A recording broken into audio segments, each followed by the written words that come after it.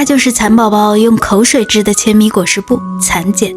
虽然只有1颗红枣大小，但3颗蚕茧抽出的蚕丝相连，就足以绕北京故宫一圈。想要把这铅米口水线顺利的抽出来，就要先把这一层毛茸茸的外衣剥掉，然后用80-90度的水把蚕茧煮到半透明状态，让丝胶充分软化，直到闻到一股煮鸡蛋的味道，就可以准备抽丝了。用这把迷你小扫帚搅一搅戳一戳，散乱的丝头就会像被磁铁吸引一样，乖乖地附着在上面。这个过程就是传说中的锁序，堪称缫丝的钥匙环节。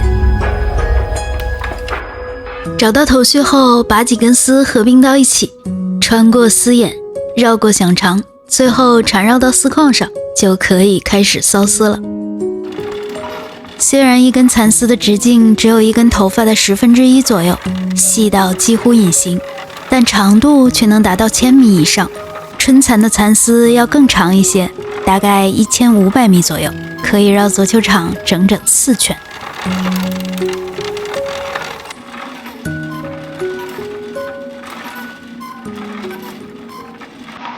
从作茧自缚到闭关化蛹，再到破茧成蛾，大概要历经半个月的时间。所以想要得到完整的长丝，缫丝这一步就要抢在这半个月里完成，否则一旦沉睡的蚕宝宝完成变态破茧而出，精心编织的千米长丝就会瞬间断掉。其实蚕茧也分户型，单宫茧就是标准的单生公寓，里面只住1个蚕宝宝，所以单宫茧只有1根蚕丝，通常用来像我这样缫制生丝，然后制造成绫罗绸缎。双宫茧则是合租套房，里面挤着2个蚕宝宝，虽然个头很大，但2根蚕丝纵横交错，纠缠不清，所以很难抽丝，通常会以剥茧的方式加工成柔软的蚕丝被。这样看来，被抽丝或是被剥茧，就是大部分蚕茧逃不掉的最终宿命。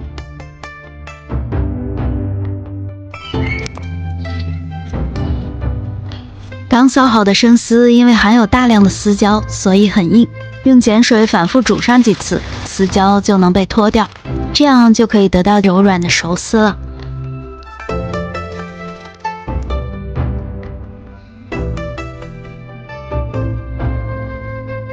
但因为缫车摇臂的不停转动，所以现在的丝还是网状的，要把它们一缕一缕的拨开，然后再根据实际需要并丝加粘染色，就能得到5颜6色的丝线了。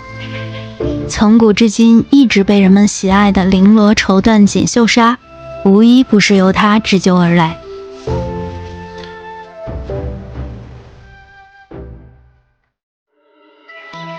人类与蚕的旷世奇缘已有几千年的历史。相传黄帝之妻嫘祖在桑树下小憩，突然一颗白色的野果落入茶杯，他捞起这枚温热的野果，好奇地拉扯，竟然抽出了连绵不绝的光亮丝线。自此，这根小虫子吐的口水线便火了几千年。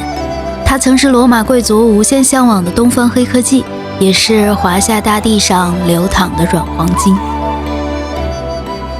这缕丝线从嫘祖的指尖出发，缠绕过甲骨上的卜辞、周礼的竹简，穿越过大漠烽烟，落在织机上变成了汉锦的奢华，落在针尖上变成了苏绣的璀璨。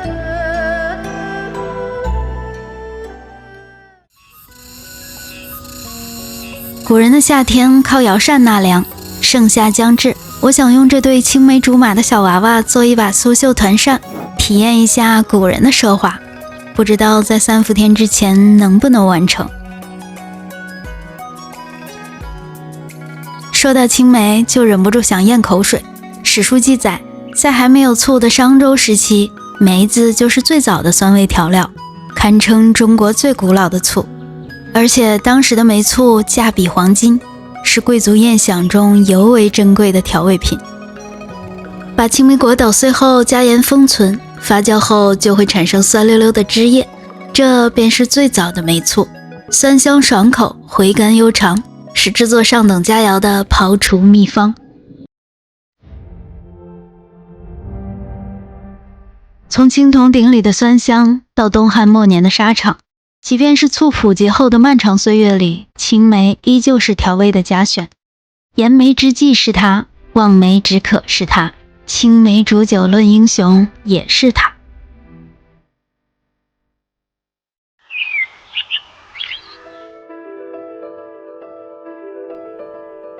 李白在《长干行》里说：“郎骑竹马来，绕床弄青梅。”当青梅从鼎惑烽烟走进烟火人间，那一抹穿越千年时光的酸，突然变成了纯净初恋的甜。当一根根蚕丝经过无数次穿针引线，那个作茧自缚的小房子便会蜕变成一幅幅壮美的锦绣河山，足以让世界惊叹。